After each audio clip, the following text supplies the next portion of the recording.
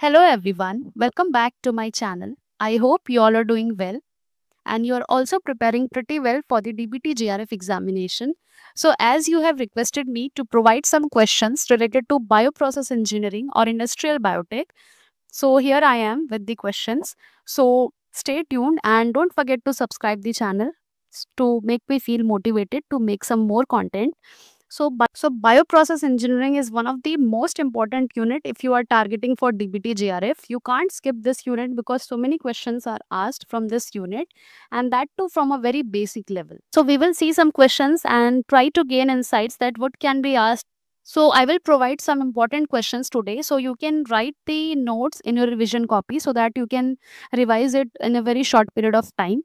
So stay tuned and let's start the video. So the first question is, in a batch fermenter, not in the next part of the question, you should know about the batch fermentation, the continuous fermentation and the fed batch fermentation, everything. So जहाँ जहाँ पे जो जो terms आएंगे, I will explain to you in a very simple language. So the first question is, in a batch fermenter, the specific which is denoted by mu is maximum during the which phase? Lag phase, log phase, stationary phase, death phase. So let me tell you about batch fermentation. So batch fermentation is a type of fermentation process where all the nutrients and the reactants are added to the fermenter only at the beginning. Suppose this is the fermenter. This is the type of fermenter you are having, and in the batch fermentation, all the reactants and the all the reagents are provided only during the beginning. सिर्फ beginning में ही दिया जाता है and it is not added in during the reaction process. यानी जब चलता रहता है reaction process तब बीच में नहीं दिया जाता है. It is added only once. सिर्फ और सिर्फ एक बार ही दिया जाता है. So it is a closed system. हम इस system को क्या बोल सकते हैं? Batch fermentation is a closed one because we are only adding the nutrients for a single time and that too is only the at the beginning. So इसीलिए इसको हम क्या बोलते हैं? इसको हम बोलते हैं closed system. So closed system where microbial growth occurs under dynamic unsteady condition as nutrient concentration changes over time. क्योंकि time के साथ nutrient concentration कैसे जाएगा? कम होता जाएगा क्योंकि हम तो feed कर नहीं रहे हैं और nutrient. So इसमें पूछा है कि specific growth rate कितना होगा, मैक्सिमम कब होगा, किस फेज में? लैग फेज में, लॉग फेज में? तो सीधा सीधा आंसर है, हमें पता है कि फेज क्या होता है, the phase in which the adjustment is adaptation is going on. यानी बैक्टीरिया नए नए एनवायरमेंट में गया है, वो अपने आप को प्रिपेयर करेगा. जैसे कि हम किसी नए जगह पे जाते हैं, हम वहाँ पे थोड़ा सा अडेप्ट होते हैं. Likewise bacteria takes time to adapt in the new environment, like new nutrient condition उसे मिला है. And after that once it is adapted, it will divide rapidly, that is known as the logarithmic phase. And after that, when the nutrient will exhaust, it will go into the stationary phase and then the death phase. So maximum कब होगा specific growth rate, that is mu, in the log phase obviously, जब एकदम rapidly divide कर रहा है bacteria. So the right answer for this question is option B, that is log phase. The oxygen transfer rate in a bioreactor can be increased by reducing agitation, reducing aeration, increasing agitation and aeration, using a small impeller. So increasing the agitation and aeration के through हम क्या कर सकते हैं? We can increase the oxygen transfer rate in a bioreactor. Both increases the oxygen availability and mixing efficiency, enhancing the oxygen transfer. यानी ये जो technique है फर्मेंटर में, एजिटेशन एंड एरेशन, इन दोनों के ही थ्रू क्या होता है? मिक्सिंग एफिशिएंसी एनहांस होती है, ऑक्सीजन अवेलेबिलिटी बढ़ता है. सो देयरफॉर ऑक्सीजन ट्रांसफर हम इन दोनों मेथड के थ्रू ही इंक्रीज कर सकते हैं एक बायोरिएक्टर या फिर फर्मेंटर में. Now moving on to the next question. The rate limiting step in aerobic fermentation is, now point to be remembered, यहाँ पे बोला है एरोबिक फर्मेंटेशन, यानी in the presence of oxygen होगा ये fermentation. So glucose transport, oxygen transfer, product formation, nutrient uptake. Obviously जब aerobic fermentation बोला है, so answer will be but obvious कि oxygen transfer होगा because we are talking about the aerobic fermentation which will take place only in the presence of oxygen. So the rate limiting step will be जब भी आप oxygen को कम कर देंगे, so that will determine the rate of whole the reaction. So oxygen transfer is the right answer. So now next question. The term yield coefficient, that is Yx upon S, refers to what? Product per substrate, biomass per product, biomass per substrate, substrate per biomass. So yield coefficient refers to biomass per substrate. So yield coefficient हम bioprocess में किसे बोलते हैं? So yield coefficient in fermentation is related to, yield coefficient क्या होता है? Y से हम denote करते हैं. So this is the amount of biomass or the product produced per unit of the substrate consumed. यानी कि simply क्या बोल सकते हैं? यानी what we can say, biomass upon the substrate.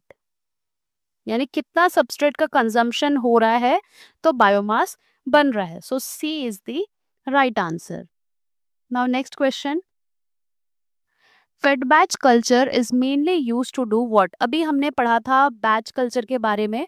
So fed batch culture क्या होता है? So fed batch fermentation is a bioprocessing technique where nutrients are added to a bioreactor during fermentation, allowing for extended growth and product formation. So ये fed batch यानी क्या है? Fed लगा है, batch fermentation का ही क्या है? Modification है. यानी जहाँ पे batch culture was the closed culture in which no extra nutrients were added during the process, but in fed batch culture we are adding the nutrients during the fermentation which will allow to the extended growth of the bacteria or whatever microorganism we are using, and if the microorganism growth is increased, the product formation will also be increased. So it is a modified batch process that overcomes the limitation like substrate exhaustion and the product inhibition. So इसको क्या बोल सकते हैं हम लोग? Increase contamination risk? No. Mainly किस लिए use किया जाता है? ये एक चांसेस तो है उसका कि कंटामिनेशन रिस्क तो बढ़ेगा क्योंकि हम बीच बीच में डालते जा रहे हैं मीडिया. तो जितना हम सोर्स बढ़ाएंगे कुछ भी ऐड ऑन करने का, या फिर हमें रिलीज आउट करने का, तो भी हम चांसेस बढ़ा रहे हैं कंटामिनेशन का. बट ये इसका मेन पर्पस तो नहीं है, ये तो इसका साइड इफेक्ट होगा, ड्रॉबैक होगा. So it is mainly use to control the substrate inhibition. यानी जैसे ही हमारा न्यूट्रिएंट जाना रुकेगा, प्रोडक्ट फॉर्मेशन भी रुक जाएगा क्योंकि बैक्टीरिया का ग्रोथ रुक गया है. So to control the substrate inhibition, we add the nutrient in between the process. So the right answer for this question is option B. So next question, the Monod equation relates microbial growth rate to what? So Monod, Jacob and Monod equation एक होता है bioprocess में.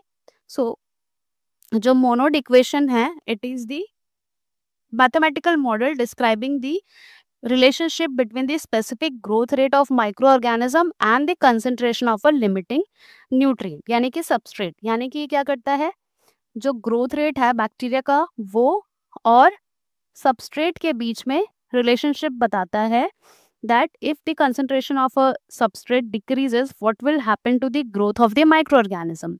So यहाँ पे तो मैंने बता ही दे दिया. यहाँ पे क्या आंसर होगा? Substrate concentration. मोनोड इक्वेशन किससे रिलेट करता है माइक्रोबियल ग्रोथ को? सबस्ट्रेट कॉन्सेंट्रेशन से. इसका फॉर्मूला भी होता है क्या? म्यूमैक्स डॉट एस अपॉन के एस प्लस एस होता है. म्यू का फॉर्मूला क्या होता है? म्यू का फॉर्मूला होता है जैकोब एंड मोनोड इक्वेशन का, मैं यहाँ पे लिख देती हूँ. Mu is equals to mu max S, ये मल्टीप्लाई है, upon Ks plus S. So mu क्या है यहाँ पे? Mu is the specific growth rate. Mu is specific growth rate and S क्या है यहाँ पे? S is the substrate concentration obviously. And Ks क्या है यहाँ पे? Ks is the half saturation constant. ये क्या है? सैचुरेशन कांस्टेंट है.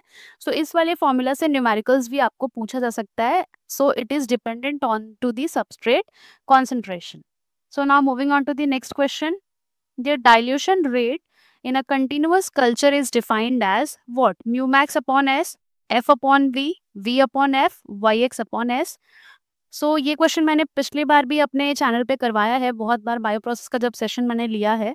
So dilution rate, that is D, is equal to the flow rate upon culture volume. So this is the formula of the dilution rate. So इस formula से भी आपको numericals देखने को मिल सकते हैं. सो D is equals to dilution rate is equals to flow rate upon the culture volume you are adding. So the right answer for this question is option B. Now moving on to the next question. The type of reactor best suited for shear sensitive cells is what? So shear sensitive cells हैं, यानी कि जो cells बहुत ज़्यादा pressure नहीं झेल सकते हैं, उनके लिए हम कौन से टाइप का बायोरिएक्टर यूज़ कर सकते हैं. उनके लिए हम किस टाइप का बायोरिएक्टर यूज़ कर सकते हैं.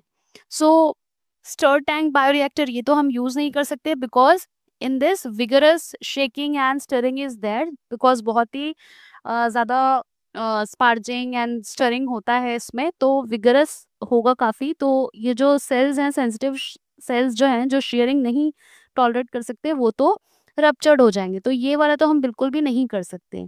Now airlift bioreactor, yes this is the right answer, because out of all the rotating drum ये भी mechanical stress provide करेगा, packed bed भी करेगा, but the airlift bioreactor will provide comparatively lower shear stress, ideal for the mammalian और plant cell, क्योंकि ये बहुत ज़्यादा shearing करने से सेल रप्चर हो सकते हैं. सो ये भी एक एप्लीकेशन याद रखिएगा, airlift bioreactor is best suited for the mammalian or plant cell. Now next question, which of the following is not a downstream processing step? So upstream downstream ये बहुत ही common terms हैं बायो प्रोसेस में. So downstream processing क्या होता है? Downstream processing is the stage in biomanufacturing if you are producing any product in a company or in an industry. So downstream processing refers to the recovering, purifying and concentration of the desired product from the complex biological mixture. यानी आपने medium ले लिया, micro organism ले लिया, फिर सारा कुछ आपका प्रोडक्ट फर्मेंटेशन मीडियम में बन गया है. सो बनने के बाद से लेके पूरे मार्केट तक में उसको रिलीज का जितना भी स्टेप है, यानी कि उस मीडियम में से आपको निकालना होगा पहले अपना प्रोडक्ट एक्सट्रैक्शन यानी रिकवरी जो भी है, उसके बाद उसका प्यूरिफिकेशन, फिर प्रोडक्ट फॉर्मेशन, ये सारी चीज़ें किस में आती है? डाउनस्ट्रीम प्रोसेसिंग में. So cell harvesting, fermentation, product purification, drying. Cell harvesting जैसे कि मैंने बताया कि आपको तो निकालना पड़ेगा मीडियम में से, तो ये तो पार्ट है डाउनस्ट्रीम का. Fermentation is a part of upstream and not the downstream. Product purification part है किसका? डाउनस्ट्रीम का. भी मैंने बताया drying is a part of product formation. So ये भी पार्ट है किसका? डाउनस्ट्रीम का. So the right answer will be upstream processing का पार्ट, जैसे fermentation. Fermentation is an upstream process, not a downstream process. Now moving on to the next question, which of the following parameter does not influence oxygen transfer rate? इस पे बहुत questions आपको DBT में देखने को मिलेंगे. Agitation speed, ये तो ऑब्वियसली करेगा, यानी जितना जल्दी एजिटेट होगा ऑक्सीजन ट्रांसफर रेट उतना चेंज होगा. टेम्परेचर, ये भी करेगा. PH will not decide the oxygen transfer rate. Surface tension भी करेगा. So pH has minimum direct effect on oxygen solubility और transfer rate. So now moving on to the next question. The term Ks in monod kinetics refers to, अभी just मैंने बताया ये half saturation constant होता है. So Ks is half saturation constant. So all for today. I hope you liked it. अगर आपको session अच्छा लगा हो please subscribe the channel and thank you so much for watching. इसका सेकेंड पार्ट भी मैं लेके आऊँगी. So till then take care and do study well and अपने नोट्स प्रॉपरली प्रिपेयर कीजिए एंड रिविजन करते जाइए. Thank you so much for watching.